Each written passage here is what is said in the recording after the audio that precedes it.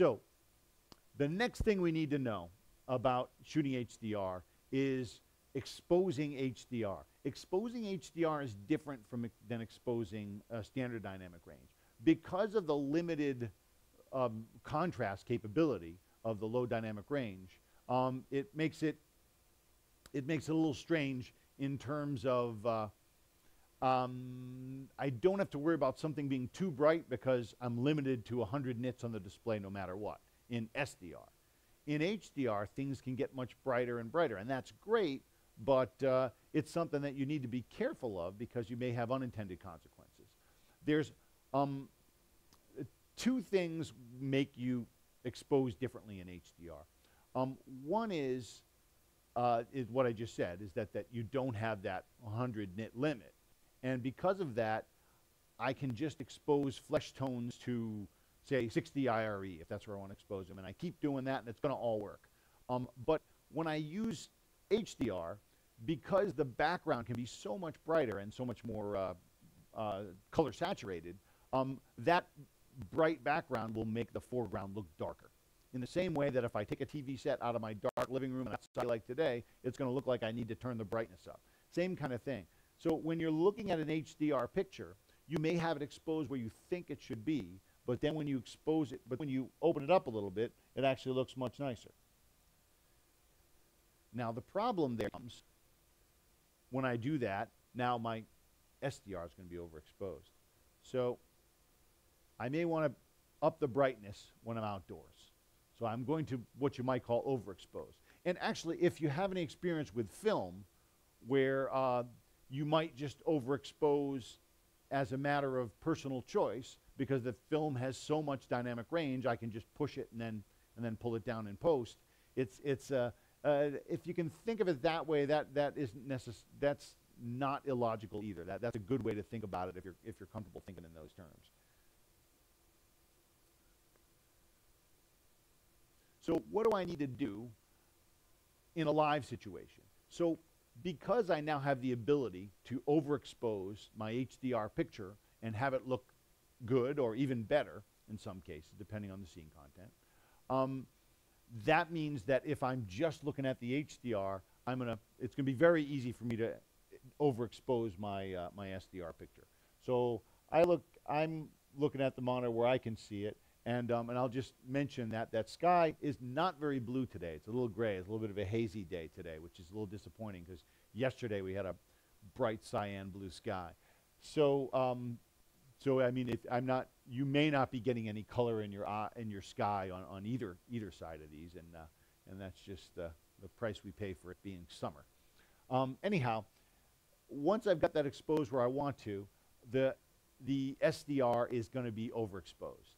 And that's a problem, in particular, because the SDR is my viewfinder. So what we have now is a way to go in and then separately adjust the exposure on the SDR, leaving the HDR where it is.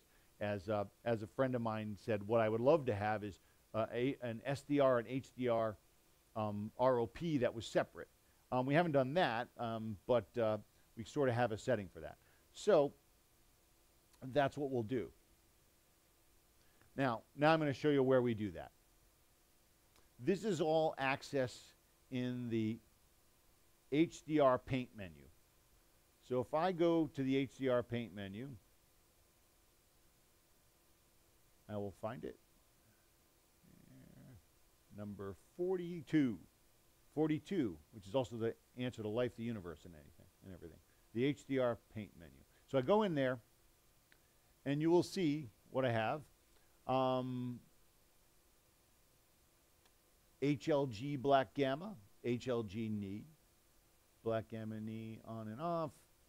This HLG mode, SDR convert mode, and they're both in fixed right now. I'll get back to that in a second.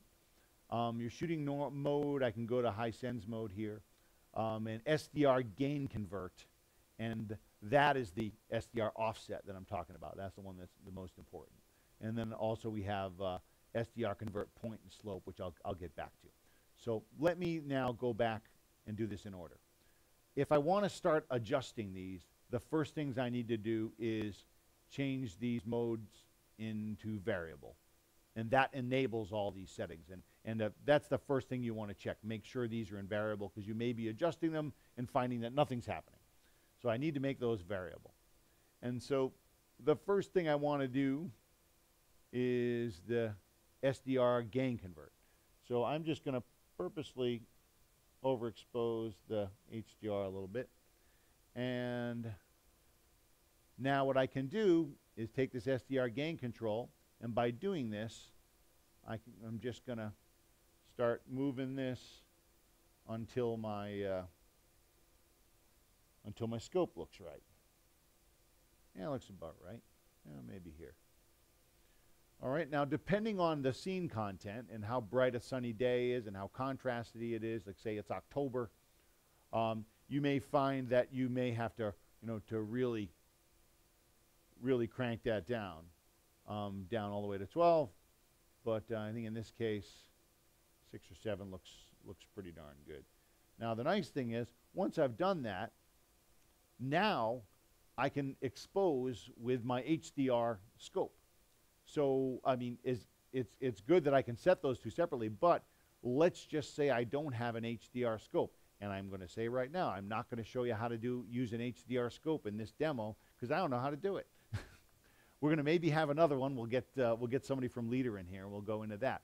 But until you get that worked out, in the meantime, you can, once you've got the offset set properly, you can do your exposing with the HDR scope, with the SDR scope, once you've got the offset set properly. That may be a different setting depending on the camera position, and it may change over a long period of time. But in general, once you have it set, it's pretty much good to go. And so that's how we can get the HDR and SDR to work together. So let's just get into some of these other things. Now, I've got a little bit more control on that.